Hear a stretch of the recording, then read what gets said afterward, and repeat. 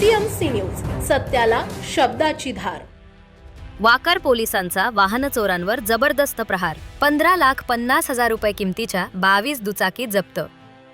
पिंपरी चिंचवडमधील वाहन चोरांवर वाकर पोलिसांनी मोठी कारवाई करत तब्बल 15,50,000 रुपये किमतीच्या 22 चोरीच्या मोटारसायकली जप्त केल्या आहेत। या कारवाईमुळे वाहन चोरीच्या 17 गुन्ह्यांचा उलगडा झाला असून एका आरोपीला अटक करण्यात आली आहे।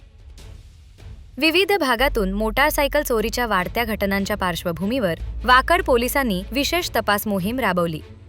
तांत्रिक तपास आणि गुप्त माहितीच्या आधारे संशयिताला ताब्यात घेण्यात आले। चौकशीत आरोपीनं विविध ठिकाणांहून दुचाकी चोरी केल्याची कबुली दिली। पोलिसांनी आरोपीकडून 22 मोटारसायकली हस्तगत केल्या असून या कारवाईमुळे अनेक वाहन मालकांना दिलासा मिळालाय।